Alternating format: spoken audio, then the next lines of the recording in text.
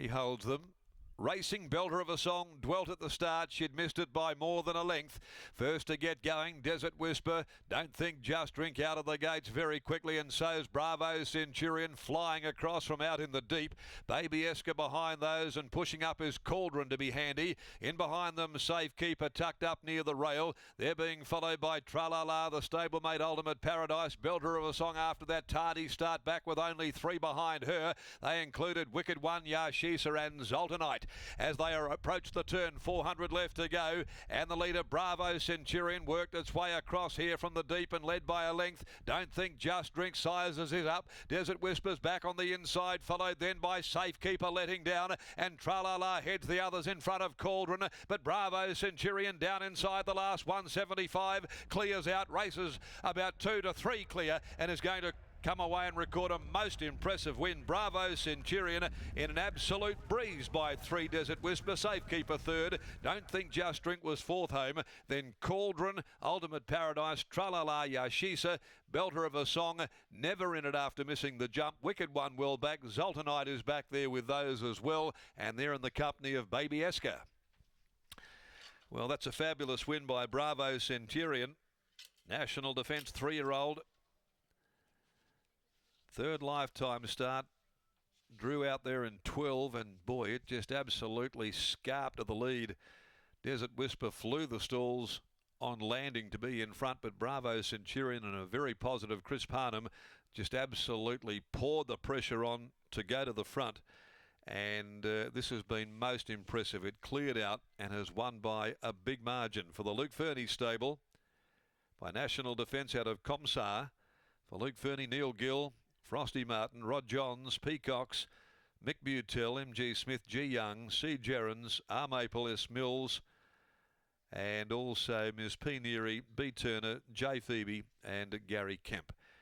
Chris Parnham there, he was ultra positive, ultra confident on Bravo Centurion, which is won by 3.5, pulling up on them. 2 lengths second and third. The interim numbers are 3, 13, Desert Whisper second, and 7 Safekeeper third, 4th 9 Don't Think Just Drink. 3, 13, 7 and 9 the interims, and it's 60 on the dot, 60 seconds flat, 35 3 4 the last 600 there, but could not have been any more impressive. Big athletic style of a 3-year-old as well, coming back underneath of Chris Parnham after that very authoritative victory in the Sharon Walker Maiden. The Georgia King handicap over 1,000 is next at 24 after 2, and there are no changes to come in this race, but this will probably measure up as being one of the more impressive wins we see this afternoon, Lockie. Absolutely, Darren. Bravo Centurion, a really nice return. Connections have had to be really patient to see this horse had his best, and first up here today, he's shown exactly that. How about the speed he showed from barrier 12 of 12? Chris Parnham pushed the button.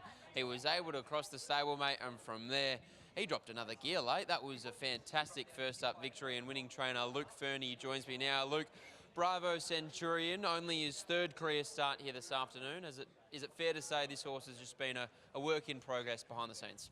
He has, and I've got very loyal owners that are stuck by me. I've put my neck on the line a few times and told him how good he is, and he's always shown great things behind the scenes and just hasn't been sound enough to get him to the track, and thankfully today, yeah, the stars have aligned and he's gone really well. The speed he showed from barrier 12 of 12 to lead them today, is that what he's been showing you behind the scenes for a long time now? Yeah, I was quite surprised that he got so far back in his first couple of runs, and he's sort of learned that he wants to be a racehorse this time. I think without going through growing pains and whatnot, that he's feeling a lot better than what he was early on in his career, and it showed today. How much more maturing does he have still to come? Is he the complete furnished product now, or do you still feel like you might have to hold his hand a fraction as he continues to race on this preparation? He's a big boy, so we'll still have to hold his hand and cuddle him along a little bit, but I think the giving the track certainly a big bonus for him as well. 2 more chances today, Cheeky Charlotte and Macon Profits. What do you make of their chances? Cheeky Charlotte needs to elevate, but I reckon the track's probably suiting the way that she's going to race, and if Jade can get her out running, then she's in for a chance. Well done here, and good luck later today. Thanks, mate. There's Luke Fernie after the win of Bravo Centurion, a really stylish performance to lead all the way, and as Luke said, Scott, he was a touch surprised with how far back he was getting in his previous 2 starts, but today he was very, very quick. He certainly was in a race where, as we'd said in our preview many, many times, there was lots of speed in that race in various parts of the line. And I'll admit, Lockie, I didn't think he was one of them. But he did come out of a 400-metre jump-out victory, so he obviously showed plenty of dash there. But he certainly looks like he's going to make the grade.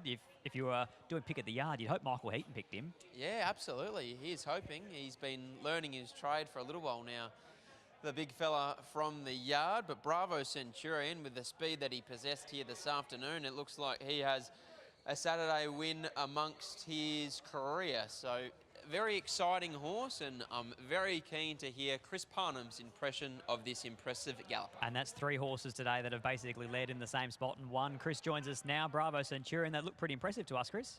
Yeah, it was a nice win, coming out of a nice 400-metre trial, and yeah, he came here nice and fresh, and he was too good.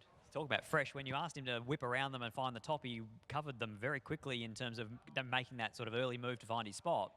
Yeah, he just sort of jumped and wanted to run a bit. Luke wanted me to get a sit if we could, but it was just not going to happen today, so let him stroll forward, and yeah, he did the rest. Looks like that won't be his last win. No, I don't think so. I think Luke's always had a fair bit of time for him, so yeah, it looks like he's starting to put it together. Congratulations. Cool, thanks. There's Chris Parnham combining with Luke Fernie and Bravo Centurion to take out the Sharon Walker Maiden.